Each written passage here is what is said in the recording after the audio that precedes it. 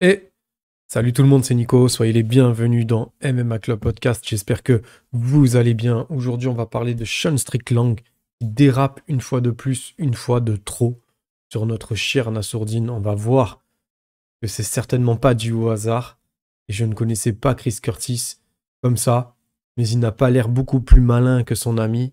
Comme on dit, c'est pas les pingouins les plus glissants de la banquise.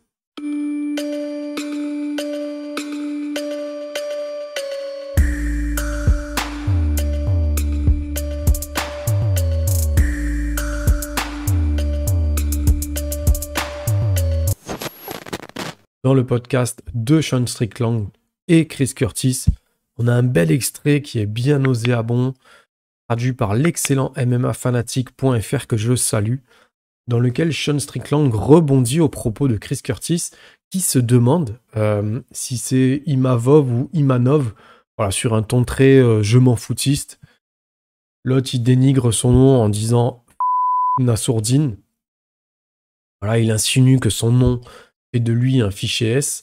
Alors, nous, on nous présente les fichiers S comme des terroristes, parce que c'est le gouvernement qui a décidé que c'est comme ça qu'il fallait nous le mettre dans la tête. Mais il faut savoir qu'on peut être fichier S pour des propos racistes ou des actes extrémistes. Par exemple, tu fais une croix gammée sur une tombe, ce genre de débilité, ou pour un port d'armes qui est périmé à répétition, pour plein de trucs graves ou pas. Mais voilà, tu vas être fichier S aussi pour ce genre de choses. Donc là, par contre, il insinue clairement que c'est son nom qui fait qu'il est fichier S. Enfin, entre guillemets, qu'il fait comme s'il était fichier S. Et c'est grave, mais c'est grave en fait d'ouvrir une porte comme ça. Et si personne dit rien, en fait, demain, qu'est-ce qu'il va insinuer sur qui, en fait? C'est super grave, en fait, de faire ça. Je sais pas. Je sais pas à quoi à quoi il tourne, mais moi, je trouve ça gravissime d'en arriver à faire des blagues sur ce genre de choses et d'être satisfait de lui. Après, il boit son petit café, tout content, tout fier de lui. Moi, ça m'a fait halluciner. Donc, ensuite, il parle comme si Cyril Gane était fâché contre eux parce que Chris Curtis a chambré Nassourdine durant le combat contre Strickland et que Gane était dans le corner. Donc, il y a eu du trash talk. Ils s'attendent un petit peu à ce que Cyril ait une rancune. C'est ce qu'il sous-entendait. Chris Curtis disait que quand il allait affronter Nassourdine, du coup maintenant il allait avoir le retour de karma, il allait avoir Cyril Gane en face de lui dans le corner. Mais connaissant le Cyril qu'on connaît tous, il en a sûrement rien à faire de Chris Curtis, mais de très très loin. Il semble plus du genre à essayer d'apporter de la positivité dans l'esprit, dans l'état d'esprit de Nassourdine, que de la haine en fait. Donc je vois pas trop ce que cette remarque vient faire là, à part encore une fois essayer de tirer à bout portant sur un mec qui a rien demandé. Le tout, c'est une semaine avant le combat, donc qui va opposer Nassour à Chris Curtis. Donc le timing de déstabilisation, là-dessus, il n'y a rien à dire, il est parfait. Les mecs ont fait le podcast au meilleur des moments. On sait que Nassour, il a montré des signes d'émotivité et à l'UFC Paris et au face-off face à Strickland.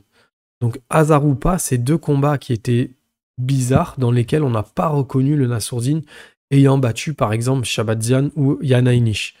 Même si certains mettent ça sur le changement de catégorie et tout, là il y a un effet de pression maintenant depuis quelques combats, voilà, ça rentre dans le top 15, il n'y a plus les mêmes enjeux, il y a cette pression psychologique, il y a eu UFC Paris, il y a le trash talk, voilà, la démesure émotionnelle que ça prend, c'est pas des signaux qui sont forcément très rassurant. Donc nous, on nous dit, ouais, ça va, ça bosse dessus et tout, mais pour l'instant, et là, en fait, c'est un bon exemple pour qu'on puisse savoir si, effectivement, ça va être pris de manière mesurée ou démesurée. Moi, je trouve que c'est normal, je trouve qu'il faut l'accepter. Il y a des moments où c'est plus dur, c'est plus compliqué de gérer l'émotivité par rapport à ce qu'on reçoit. Je pense qu'il faut juste faire avec et bosser dessus. Mais il faut pas faire comme si elle n'était pas là. On peut pas mentir à soi-même en disant que ce qu'a dit quelqu'un ne compte pas si ça compte. Non, je pense que c'est pas la bonne solution. Par contre, je pense qu'il faut apprendre à travailler là-dessus. Donc, c'est un match-up compliqué mentalement.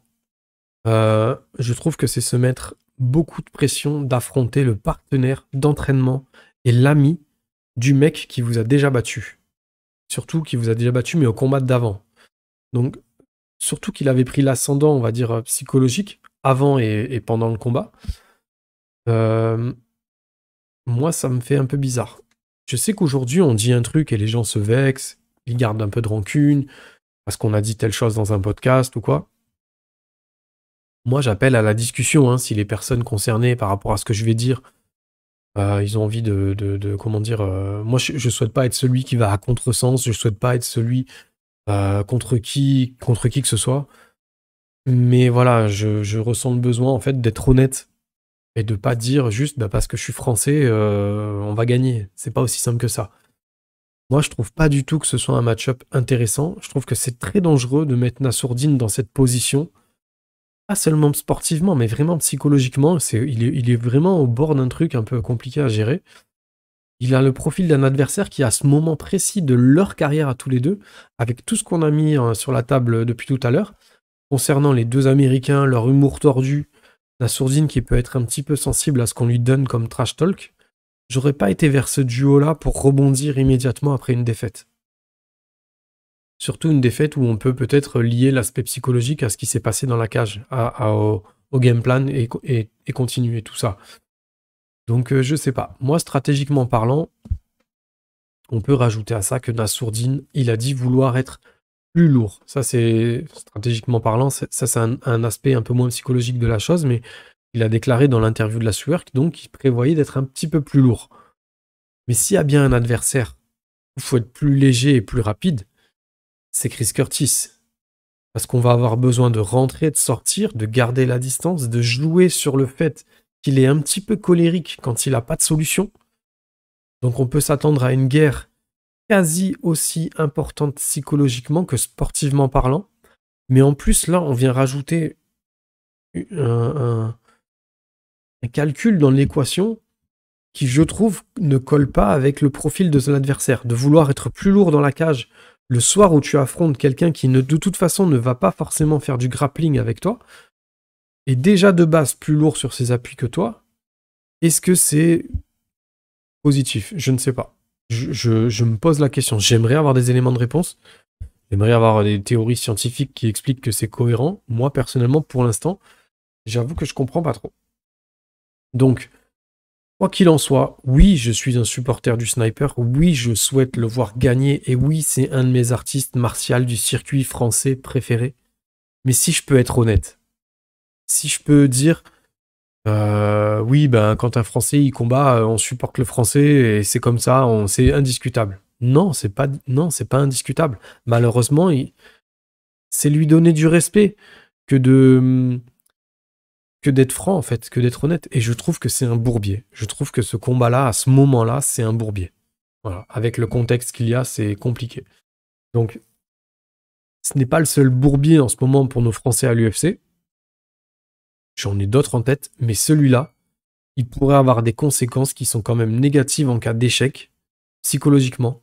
Parce que ce ne serait pas un membre du top 15 qui pose problème du coup, mais bien deux membres du top 15 qui ont des profils qui sont pas si éloignés que ça, mais qui sont pas non plus similaires. Ça veut dire qu'on écarte encore plus le champ de restriction sur qu'est-ce qu'on peut battre et qu'est-ce qu'on ne peut pas battre.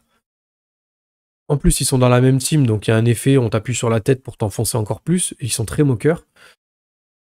Voilà, donc au départ, c'est pas censé poser problème par rapport aux attributs de Nassourdine d'avoir un adversaire comme Chris Curtis, mais quand on pose tout ça sur la table, on se dit qu'en cas de défaite, ça pourrait être très compliqué. Parce que là, si tu perds contre Chris Curtis, derrière, pour rebondir, tu tapes qui en fait?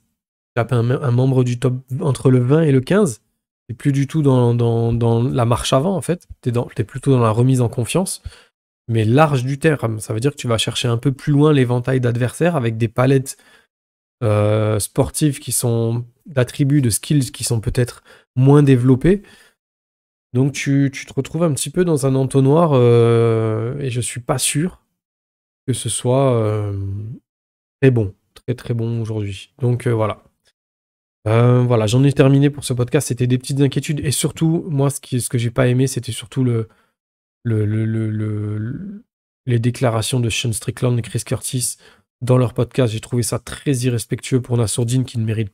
Lui, putain, il trash talk personne, il dit rien. Et ces mecs, ils ont décidé de se mettre sur ses côtes. Moi, ça me gonfle, vraiment. Rien que pour ça, j'ai envie qu'ils le démontent, qu'ils le démolissent. Mais alors, rendre un TKO, vraiment, je le souhaite du fond du cœur. J'aimerais vraiment que ça se passe comme ça. Maintenant, je vais pas me mentir, je vais pas cacher que j'ai des doutes. Mais voilà, je suis quand même avec lui. J'espère que ça va être la win, Nassourdine. Vraiment, rapporte-nous la victoire. On est avec toi. J'en ai terminé. Voilà, abonnez-vous. Il y a du contenu avec Guillaume Pelletier qui arrive très très vite. Pourquoi très très vite? Parce que l'événement, il sera ce week-end. Donc, il sera le vendredi ou samedi, ce sera le 10. L'événement Kingdom Fighting à Grenoble. Donc, je reçois Guillaume Pelletier pour en parler. C'est dans 5 jours. Donc voilà, dans la foulée de ce podcast, allez check ça, c'est cool. Je vous dis à très bientôt et je vous fais des gros bisous.